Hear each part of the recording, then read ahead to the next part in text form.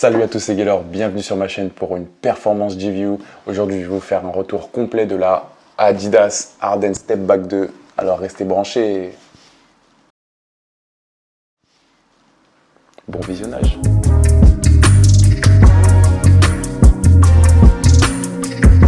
Comme je vous l'ai dit dans ma vidéo sur la Adidas Harden Volume 5, la Step Back 2, ça a été vraiment une paire qui m'a beaucoup plu. Donc vous avez été beaucoup à me demander une vidéo dessus. Là voilà. Sans perdre de temps, on va commencer tout de suite avec les 3 premiers points que je priorise le plus dans une paire de chaussures de basket performance. C'est la traction, le fit et la stabilité et maintien latéral. Donc pour la traction, on a des motifs à ligne qui sont très similaires à la Harden Volume 5 esthétiquement parlant, mais au toucher, la gomme est bien différente et les motifs sont un petit peu plus en relief. Donc la traction est solide, on a le petit repère auditif, ça squeak. J'ai eu aucun problème de glissade et c'est plutôt safe sur la poussière aussi. J'ai pas grand chose à développer dessus parce que ça fait bien son taf.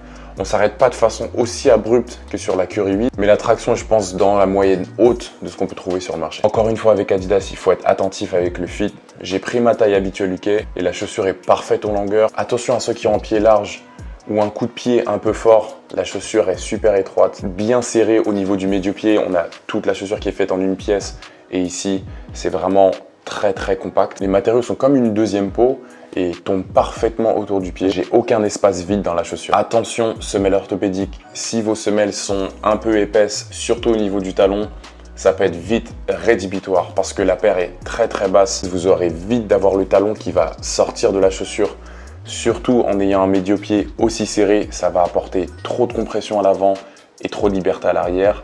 Le maintien sera pas top. Justement, pour enchaîner sur la stabilité et le maintien, alors c'est une Harden, aucune surprise, la chaussure a une assise très large, très stable, c'est super rassurant. Les renforts sont légers mais placés au bon endroit au niveau du pied, à l'avant et à l'arrière. Comme ces empiècements qu'on peut retrouver ici à l'avant du pied ou les matériaux un petit peu renforcés ici, ainsi que les 3 bandes Adidas qui sont pas que esthétiques mais qui viennent vraiment apporter un côté pratique pour retenir le pied sur les changements de direction. On a une coque interne et externe au talon qui fixe le talon et prévient des torsions de cheville. Alors bien sûr, si vous tombez sur le pied de quelqu'un, la cheville elle va tourner, il n'y a pas grand chose à faire. Ça va être propre à vos muscles de vous retenir le pied. Mais le plus important dans une chaussure, que le talon soit bien fixé. C'est ça qui prévient le plus des torsions de cheville, c'est pas la hauteur de la chaussure. Si je devais chipoter, j'aurais peut-être regretté un petit peu une plaque de torsion supplémentaire au niveau de la voûte plantaire pour apporter encore plus de stabilité. Au niveau de l'amorti, cette fois, on a un de mes amortis préférés, c'est le Bounce. Alors je sais que les amortis, c'est très subjectif, ça dépend de la morphologie et des besoins de chacun. Personnellement, je suis un ailier, je suis athlétique.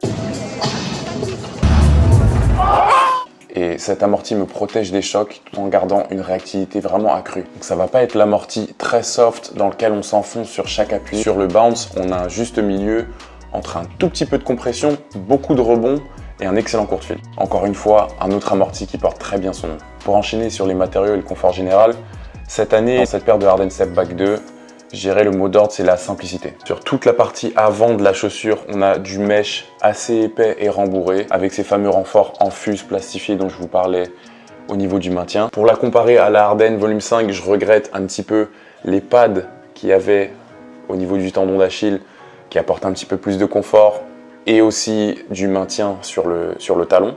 Plat tout autour du... Ici, on a juste un rembourg. Ici, on a juste... Pardon, graissologue, on comprend rien à ce que vous dites.